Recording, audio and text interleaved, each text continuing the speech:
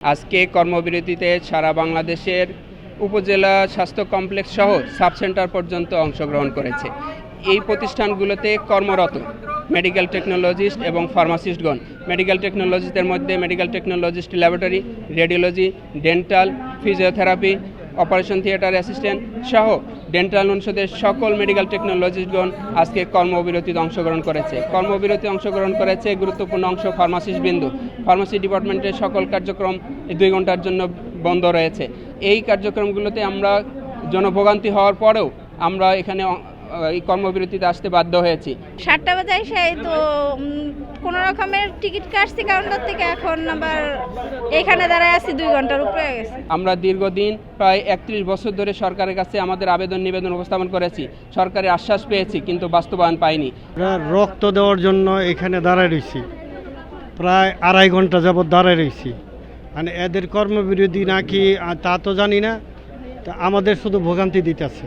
সর্বশেষ এই নতুন সরকারের কাছে আমরা আবেদন উপস্থাপন করার পর তিনি আমাদেরকে এপ্রিল মাসে আমাদের আনুষ্ঠানিকভাবে ঘোষণা করেছিলেন তিনি আমাদের 10ম গ্রেডের কার্যক্রম আনুষ্ঠানিকভাবে বাস্তবায়ন করে দিবেন। তিনি যথারীতি মন্ত্রণালয় থেকে সংস্থাপন মন্ত্রণালয় প্রেরণ করেছেন, কিন্তু সংস্থাপন মন্ত্রণালয় থেকে তেমন কোনো অগ্রগতি হচ্ছে না। বিভিন্ন উপলক্ষে এটা কালক্ষেপণ করা হচ্ছে, যেই কারণে আমরা বাধ্য হয়েছি যদি আমাদের এই 10ম গ্রেডের ঘোষণা দেওয়া না হয় তাহলে আমাদের এই ধারাবাহিক কর্মসূচি চলতে থাকবে, এমনকি লাগাতার কর্মসূচি ধারাবাহিক কর্মবিরতির দিকে আমরা যাব। ইউনিভার্সাল কার্ডিয়াক হসপিটাল, আপনার হৃদয়ের আরো কাছে।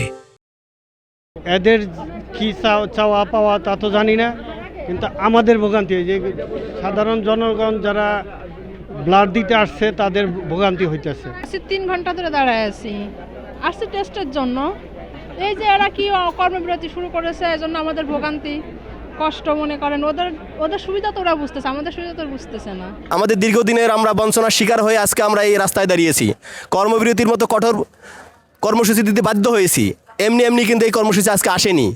গত বছর 3/11/2024 তারিখে আমাদের ফাইল যখন মিনিস্ট্রিতে যায় তখন থেকে শুরু করে বিভিন্ন স্টেপে আমাদের কার্যক্রম চললেও, পাশাপাশি আমাদের আন্দোলন চললেও অদ্যাবধি আমাদের দাবি মানা হয়নি। কিন্তু আমরা সরকারের ঊর্ধ্বতন কর্তৃপক্ষের এখন পর্যন্ত কোনো পজিটিভ সাড়া না পাওয়ায় আজকে আমাদের পূর্ব নির্ধারিত কর্মসূচি অনুযায়ী 9টা থেকে 11টা আমরা সফলভাবে আমাদের কর্মবিরতি পালন করেছি। আমাদের এখানে যৌক্তিক বিষয় হচ্ছে diploma nurse, diploma engineer, diploma কৃষিবিদ সমশিক্ষায় শিক্ষিত হওয়ার পর তারা 10ম গ্রেডে উত্তীর্ণ হয়েছে, কিন্তু আমাদের এখনও 10ম গ্রেডে উত্তীর্ণ করা হয় নাই। এর চাইতে চরম বৈষম্য আর কি হতে পারে? তা অন্যান্য ডিপ্লোমাধারীরা আর্টস থেকে পড়তে পারে, কিন্তু মেডিকেল টেকনোলজি এবং ফার্মাসি যারা শুধুমাত্র সায়েন্স থেকেই পড়তে পারে, তাহলে একই সাথে তারা 4 বছরের ডিপ্লোমা করে, 4 বছরের আবার বিএসসি কোর্স করে, আবার 2 বছরের মাস্টার্স কোর্স করে, কিন্তু তারা 11তম গ্রেডে কর্মক্ষেত্রে প্রবেশ করে 11তম গ্রেডেই তার জীবন শেষ করতে হয়। তাদের কোনো ক্যারিয়ার প্ল্যান নেই, তাদের চেয়ারের কোনো পরিবর্তন নেই, তাদের সামাজিক কোনো স্বীকৃতি নেই। এই অবস্থা থেকে উত্তরণের জন্যই আমাদের কর্মবিরতি ছাড়া বিকল্প কোনো রাস্তা আমরা খুঁজে পাইনি।